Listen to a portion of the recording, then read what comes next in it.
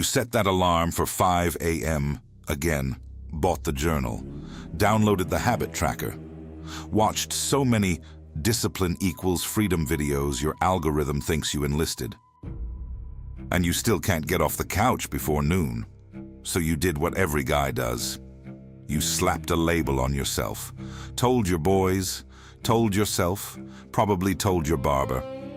I don't know, bro. I'm just lazy. But what if laziness, the way you understand it, straight up doesn't exist? What you're dealing with has a completely different name.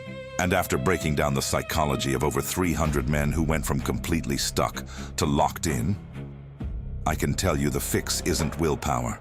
It isn't grinding harder.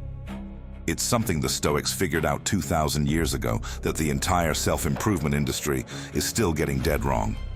In this video, you get the 5-step Stoic system.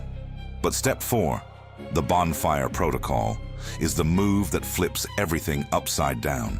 And if you bounce before you get there, you walk out with the same problem you walked in with. Let's get into it. The self-improvement machine needs you to believe laziness is a character flaw. That's the entire business model. If laziness is who you are, then you need their course, their app, their 5A. M routine, forever.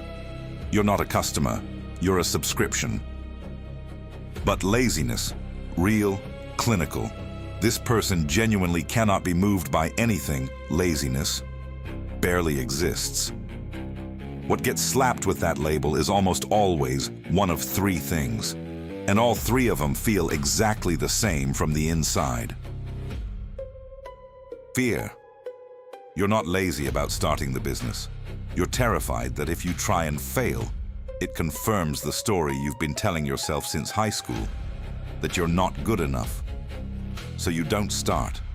You protect the fantasy version of yourself that could have made it by never testing it. That's not laziness. That's self-preservation wearing a hoodie and binge-watching Netflix. Confusion. You've got 17 goals, 42 saved Instagram reels about morning routines, 3 half-finished Udemy courses, and 0 clarity. You want to do everything, which means you do nothing. It's like trying to download 900 files on hotel Wi-Fi. Your system isn't broken, it's just frozen. That's not laziness. That's a man drowning in options and thinking he doesn't care. Misalignment, the silent killer. You're grinding toward a goal that was never yours. Your dad wanted you to be a lawyer. Your ex made you feel like you needed to prove something. Society handed you the script and you never auditioned for the part. You just started reading the lines, so every step feels like dragging a sled through sand, and you can't figure out why. That's not laziness. That's your gut telling you you're building the wrong building.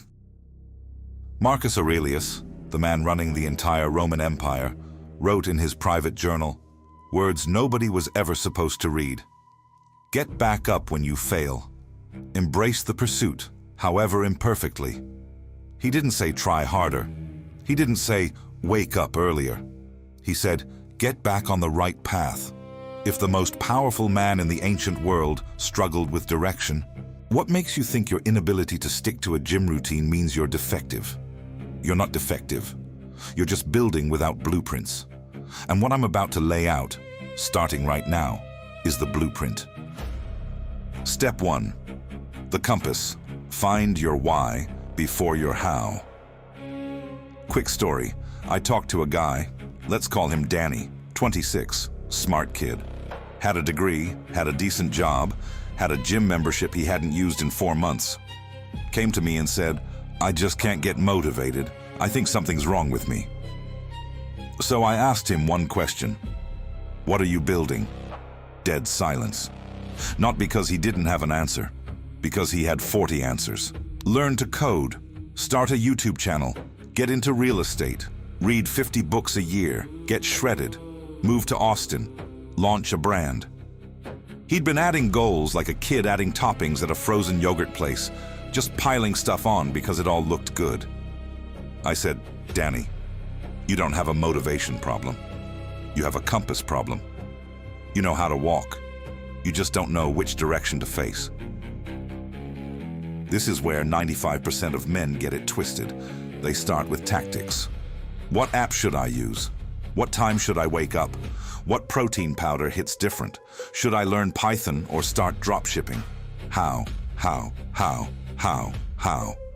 And they skip the only question that actually matters. Why? Not the bumper sticker why. Not, I want to be successful. That's a poster on a dorm room wall. It has zero gravitational pull when life punches you in the mouth. And life always punches you in the mouth. I'm talking about the deep why. The one that makes your chest tight when you say it out loud. The one that's probably connected to some pain you've been dodging since you were 17.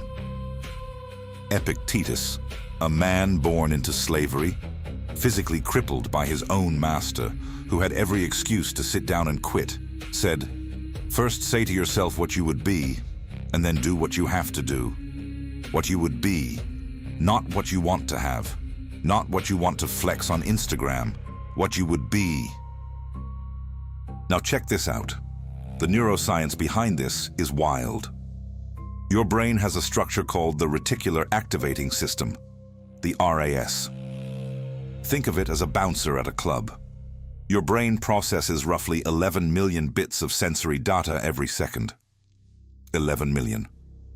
But your conscious mind can only handle about 50, so the RAS decides what gets in and what gets bounced. The filter? Whatever you've identified as important. If you haven't decided who you're becoming, your RAS has no filter. Everything gets through. Everything feels equally urgent. And you end up scrolling TikTok at 1 a.m. because your brain literally can't tell what matters. But the second you declare, not wish, not hope, declare who you are becoming, the RAS recalibrates. Opportunities light up. Distractions go invisible. Not because the world changed, because your filter did. This isn't manifestation nonsense. This is published neuroscience. Your brain is already doing this. You've just never told it what to look for. So pause this video right now if you have to. Write 3 sentences that answer one question. If I became the man I'm capable of being, what does he look like in 2 years? Not what he owns, how he carries himself, what he refuses to tolerate, what people feel when he walks into a room. That's your compass. Without it, every map is useless. And what comes next, step 2, is going to show you exactly why most men can hold this compass in their hands and still walk in the wrong direction. That part hits different. Step 2, the identity audit. Uninstall the old software. All right, this is where it gets personal. And real talk, this is where a lot of guys click off, because what I'm about to say is gonna feel like I'm coming for you. I'm not. I'm coming for the version of you that's been running the show unchecked since you were 15. You don't have a knowledge problem. You don't have a resources problem. And, hear me on this, you don't have a discipline problem. You have an identity problem. And I don't mean you don't know who you are. I mean you know exactly who you are. And that version of you is the anchor. Your brain has one prime directive above everything else, above success, above happiness, above getting that bag. And that directive is remain consistent with your self-image. Psychologists call it identity behavior congruence, fancy way of saying your brain won't let you act against who you think you are. Watch how this plays out. If you believe you're the kind of guy who starts but never finishes, every time you start something, your brain is already queuing up the quit. You don't fail because you can't. You fail because finishing would make you someone you don't recognize. And your subconscious treats that like a threat. Same alarm bells as a dude stepping to you in a parking lot. If you believe you're not a morning person, your body will literally manufacture fatigue at 6 a.m. to keep the story consistent. You're not tired. You're just loyal to an old identity. If you believe you're bad with money, you will find creative, almost artistic ways to blow every dollar that touches your account. Not because you're irresponsible, because stacking cash would break the character you've been playing. This is why raw willpower doesn't work long-term. You can't white-knuckle your way past identity. It's like trying to outswim a riptide. The harder you fight, the faster you burn out, unless you change the current itself. Second story, knew a guy. We'll call him Theo. 29. Crazy talented graphic designer. Freelance clients loved his work. But he could not charge more than $500 for a project. Every time he tried to raise his rates, something would go wrong. He'd lowball himself. He'd throw in extra work for free. He'd ghost a lead who actually wanted to pay premium. I asked him, "What did your family say about money growing up?" He went quiet. Then, "My mom used to say, people like us don't get ahead. We just get by." There it was. That one sentence, installed before he was old enough to drive, was running his entire financial life. He wasn't bad at business. He was loyal to an operating system his mom wrote when he was 12. Seneca wrote, "We suffer more often in imagination than in reality." He wasn't talking about visualization. He was talking about this, the imaginary constraints we treat as concrete walls, the beliefs we inherited, never examined, and let run our lives like background software we forgot to uninstall. So here's step 2, the identity audit. Write down 5 beliefs you hold about yourself.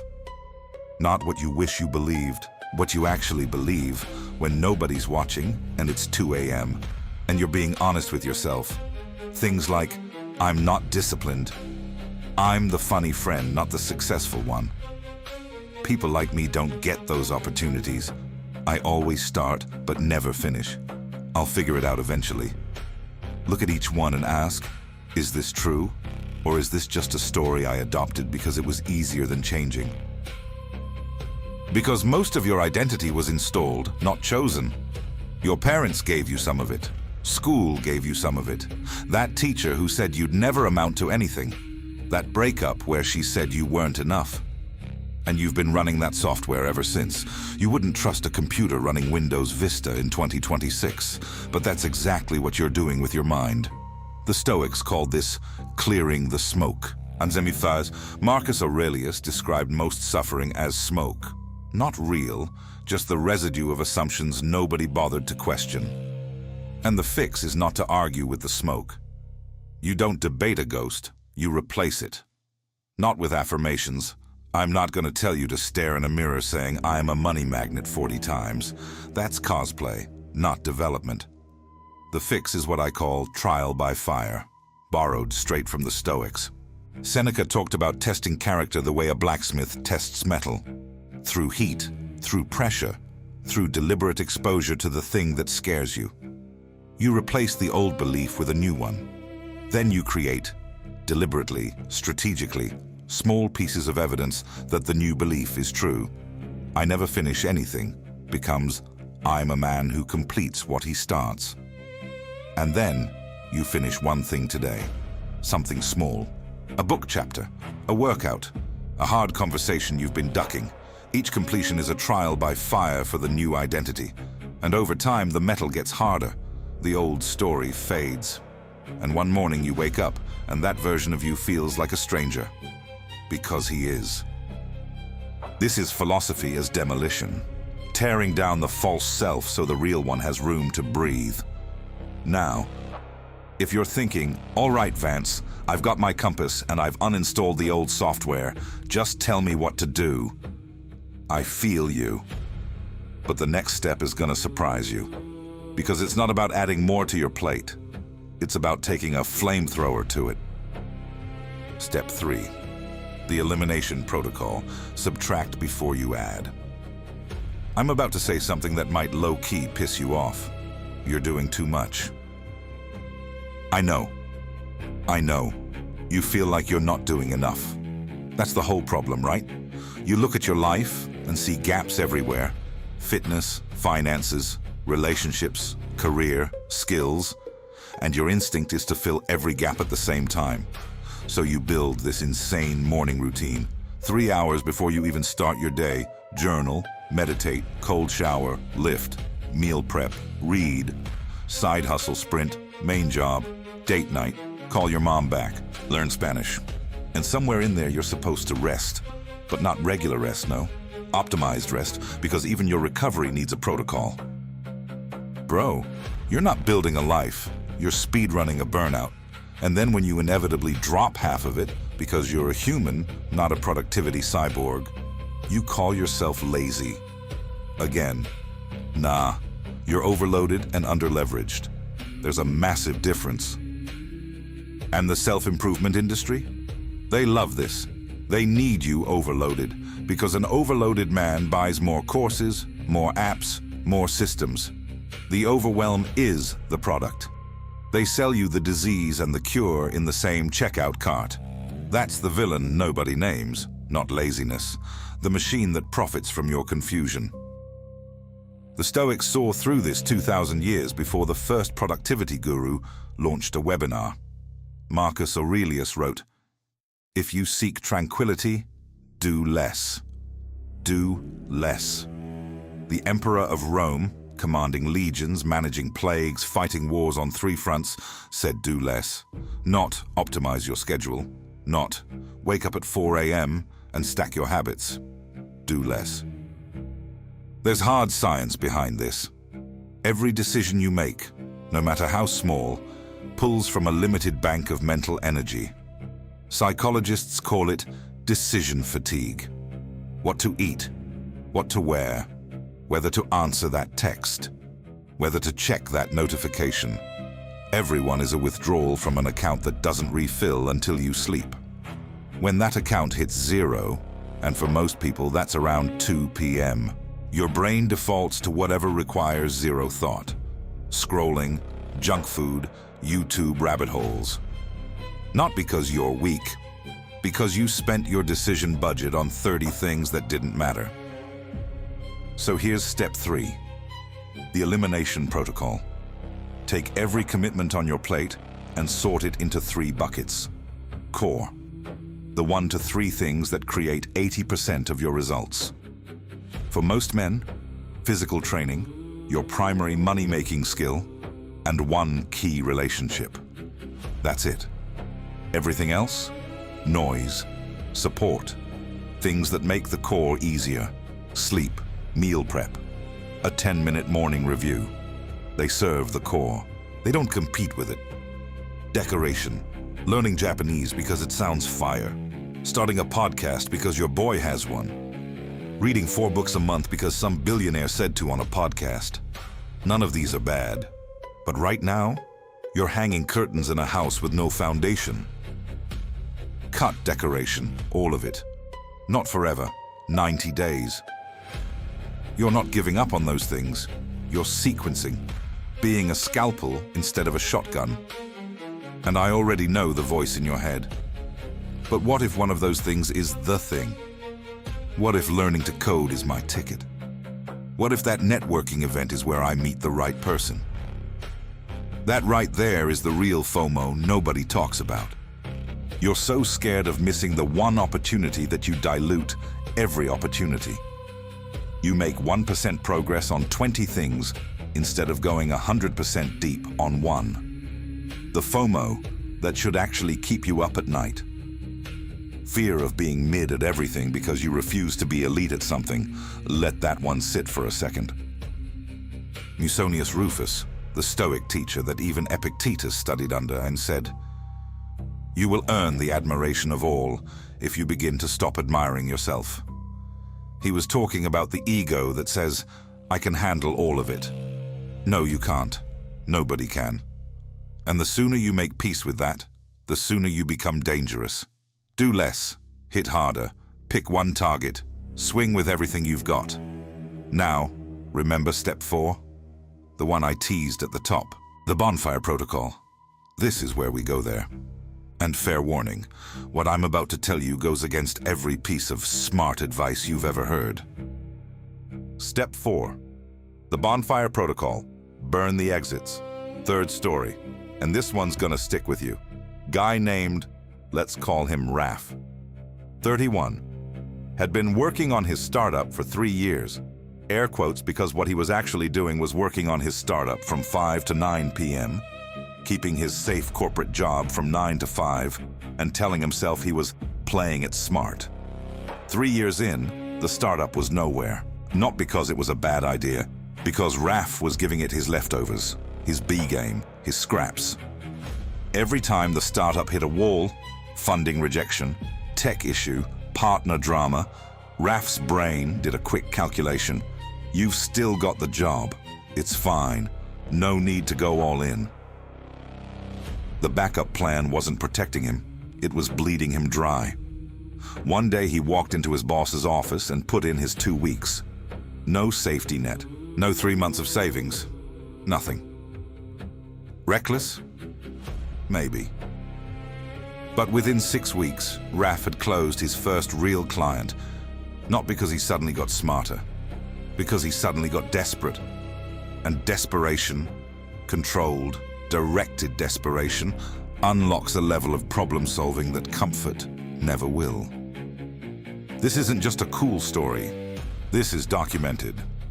Researchers at the Wharton School ran a study where they told one group to make backup plans for their goals and told the other group to go in with no plan B. The backup planners performed significantly worse, not because they were less talented, because the mere existence of an alternative reduced their urgency, their creativity, and their effort. Read that again. Having a plan B made plan A less likely to work. Think about how many backup plans are sitting in the back of your mind right now, quiet, comfortable, politely siphoning energy from the thing you actually want. If this doesn't work, I can always go back to bartending. My parents will let me move back in. I'll just get another 9 to 5. Those aren't safety nets. They're escape hatches.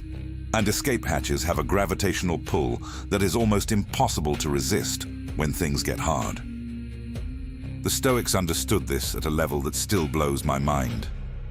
Cato the Younger, maybe the most hardcore Stoic who ever lived, faced down Caesar's entire army.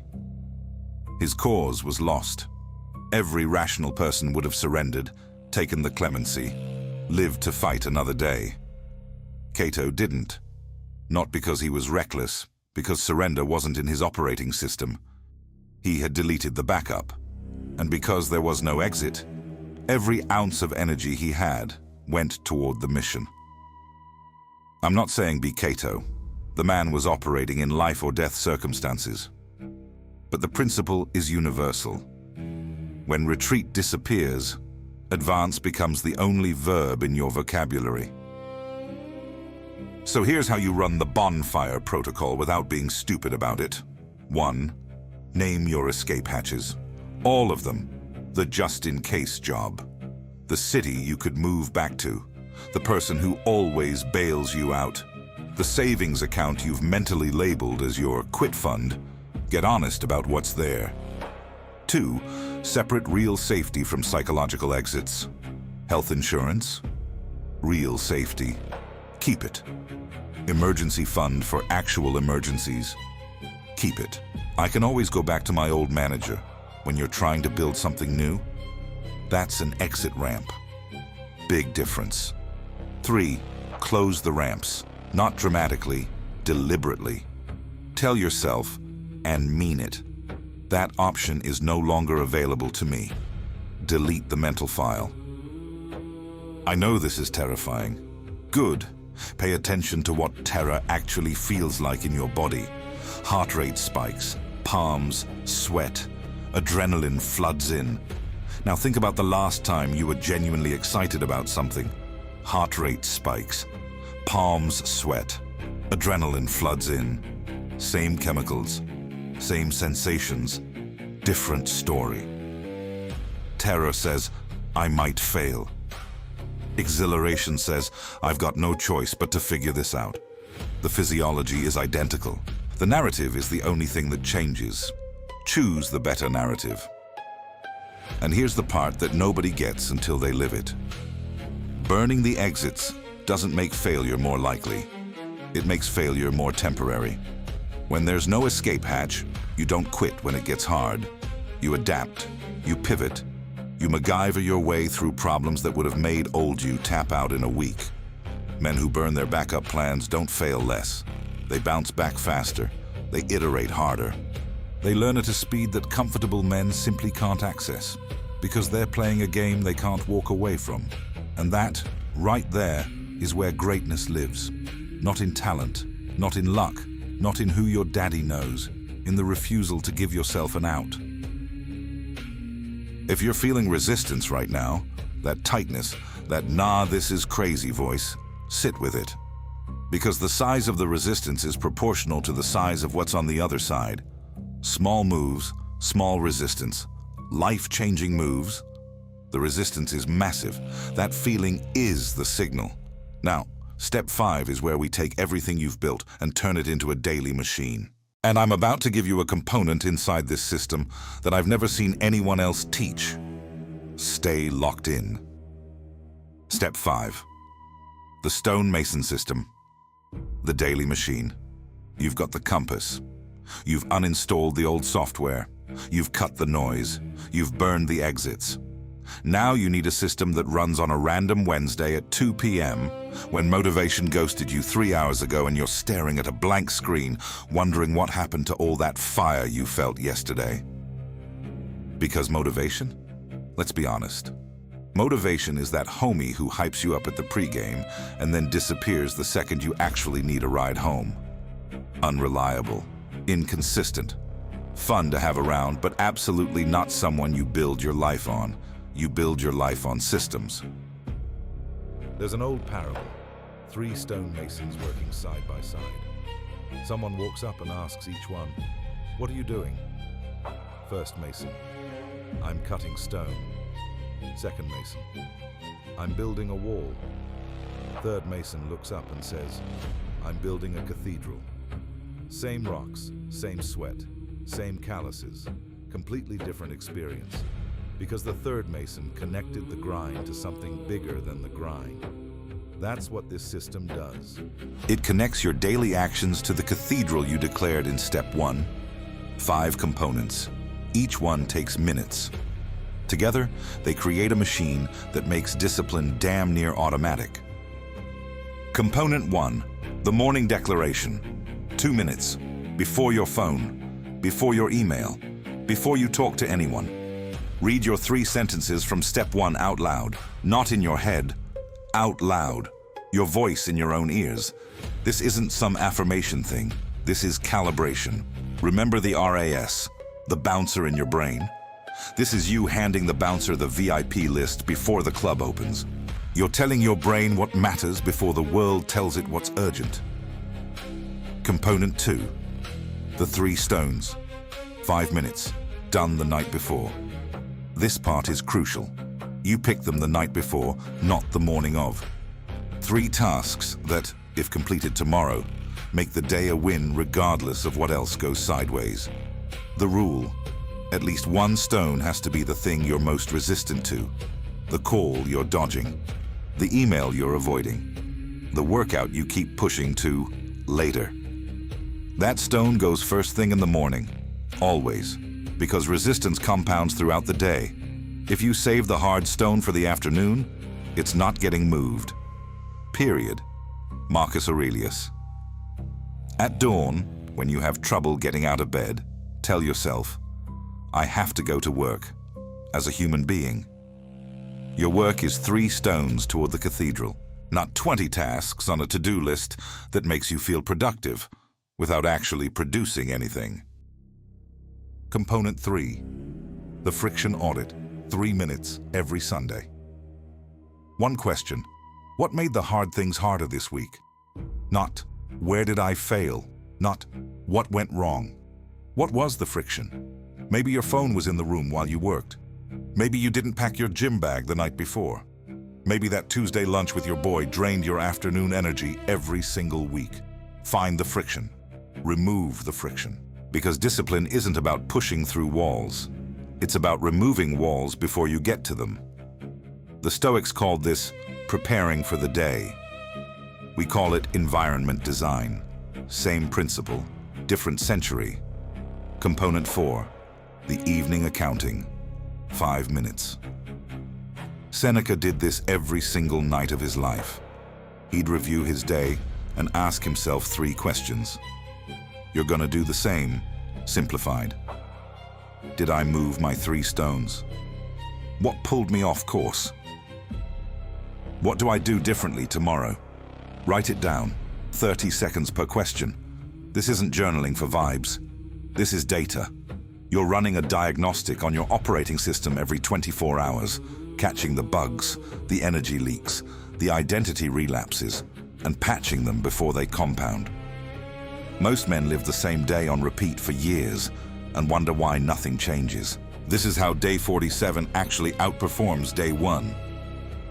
Component 5, the weekly cathedral check, 10 minutes every Sunday. After the friction audit, zoom out. Look at your 3 sentences from step 1. Look at the week's evening accounting data and ask, am I building the cathedral or am I just cutting stones? Because it's dangerously easy to get lost in the daily grind, to check boxes without checking direction, to feel productive while going nowhere. This 10-minute review keeps the vision alive, keeps you oriented, turns a random collection of productive days into a deliberate arc. Now, here's the component I mentioned, the one I haven't seen anyone else teach. Component 6, the identity checkpoint, 2 minutes every Sunday. After the cathedral check, ask yourself one more question. Did any of my old stories try to take back the wheel this week? This is the feedback loop between step 2 and step 5. The identity audit isn't a one-time thing. Those old beliefs. I'm not disciplined. People like me don't get ahead. They don't die quietly. They stage comebacks. They show up disguised as being realistic or knowing your limits. This checkpoint catches them. You spot the relapse in real time, name it, and remind yourself which identity you're actually building. 2 minutes. Every Sunday, it's the immune system of the entire framework. And the beauty of this machine? It gets stronger when things go sideways. A perfect week and a chaotic week both feed the system. Because the accounting and the audits are designed to extract signal from noise regardless of conditions. Some days the machine runs smooth, some days it runs rough. But it always runs. And the men who win long-term aren't the ones with the most perfect days. They're the ones whose worst days still move the needle. That's the stonemason system. Now, everything I've just given you has one fatal flaw, one weakness that can undo all 5 steps. And most guys discover it the hard way, around day 19, right when the whole thing starts to click. What is it? That's next. The J-curve. Why most men quit 3 weeks from the breakthrough. 4th story, short one. I know a guy who planted a bamboo seed, watered it every day, every single day, for a year. Nothing happened, just dirt. Another year, still dirt. He told me he felt like an idiot out there watering an empty pot. 3rd year, the bamboo shot up 90 feet in 6 weeks. Where was it for 3 years? Building a root system so massive that when it finally broke ground, nothing on earth could stop it. That's not a metaphor. That's literally how bamboo grows, and it's literally how progress works. But nobody tells you that. They show you the highlight reel, the before and after, the overnight success story, and your brain, your beautifully dumb, pattern-matching brain, concludes that progress is linear. Put in effort, see results. More effort, more results. Straight line. That's not how anything works. Not muscle, not money, not skills, not relationships. It works like this. Effort, effort, effort. Silence. More effort, silence. You start to doubt. You compare yourself to some dude on Instagram who seems to be lapping you. You think, what's he got that I don't? And then, if you stay long enough, the curve bends. Everything you invested compounds at once. The skill clicks, the revenue spikes, the body changes, the confidence locks in. It feels sudden. It wasn't. It was 3 years of watering bamboo. This is called the J-curve, and it's the most important concept in this entire video. The J-curve says meaningful growth starts with a dip. Things get worse before they get better. You leave the comfortable job to build something. Income drops. You start training after years of nothing. Your body aches. You feel worse before you feel better. You start setting boundaries in relationships. Conflict spikes before respect does. The dip isn't a sign you're on the wrong path. The dip is the path. Everyone who made it to the other side walked through the exact same valley you're standing in right now. Everyone who didn't, they quit during the dip and spent the rest of their life wondering, what if? Epictetus. No great thing is created suddenly, any more than a bunch of grapes or a fig. If you tell me that you desire a fig, I answer you that there must be time. Let it first blossom, then bear fruit, then ripen. Blossom, fruit, ripen. You're out here demanding figs from a tree you planted last Thursday. And when nothing grows, you rip it out and start over, and over, and over. 20 trees, no figs. And you call yourself lazy. You're not lazy, you're impatient. And impatience dressed up as ambition is the most destructive force in a young man's life.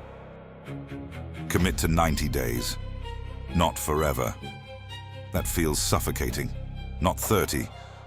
That's not long enough for the curve to bend. 90 days of the stonemason system. No evaluating whether it's working. No comparing yourself to anyone. No existential crisis at day 22 because you don't feel different yet. Just 90 days of consistent directional effort. 3 stones a day. Evening accounting every night. Cathedral check every Sunday. At the end of those 90 days, you will not be the same person. The results may or may not be visible to anyone else, but the internal shift will be seismic. You'll feel it in how you make decisions, how you carry yourself, how problems that used to paralyze you now feel like puzzles. Most guys quit at day 19. 19. 3 weeks from the bend. 3 weeks from the moment everything starts compounding. They quit because they expected a straight line and got a J-curve instead. Now you know the shape. You know the dip is coming. You know it's not failure. It's the fee, the price of admission to the other side. Pay it. The force multiplier. Your circle.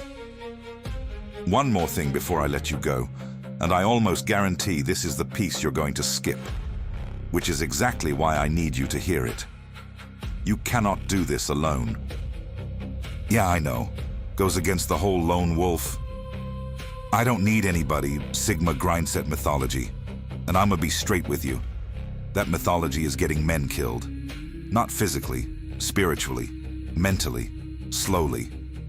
The lone wolf in nature isn't the alpha. It's the weakest member. Expelled, injured, dying. The pack is what hunts. The pack is what survives. And the Stoics? They were a pack. Always. Stoicism was never a solo practice. Marcus Aurelius had Rusticus and Maximus, mentors who challenged him constantly. Seneca's entire philosophical legacy is literally letters to his boy, Lucilius, holding each other accountable across distance. Epictetus ran a school. These men sharpened each other, iron on iron. So, who's in your corner? Not the group chat that's all memes and no substance. Not the homies who tell you what you want to hear. Who in your life can you text at midnight and say, I'm struggling, and get something back that actually moves the needle? If you can't name that person, that's not a failure. That's an infrastructure gap. And it's fixable. Find one person on a similar path. Not someone who's already made it. Someone who's in the arena with you. Make a simple pact. Every week, you swap 3 things. What were my 3 stones this week? Did I complete them? What's the biggest wall I'm hitting right now? 5 minutes. A voice note. a text thread. The format is irrelevant. The consistency is everything. And here's the psychology of why this works. It changes the cost structure of quitting. When your commitment lives only in your head, breaking it is free. Nobody sees, nobody cares. But when someone's expecting your update, when someone's counting on you to be a man of your word, the cost of folding goes through the roof. Not because of shame, because of integrity. The version of you that you declared in step 1. That man keeps his word. Find your one, make the pact. But, and this is the part most accountability advice leaves out, vet carefully. The wrong partner will drain you faster than going solo. You want someone who challenges you, not someone who lets you off the hook. If your accountability partner responds to, "I didn't move my stones this week," with, "It's okay, bro, you'll get them next week," that's not accountability. That's a support group for staying the same.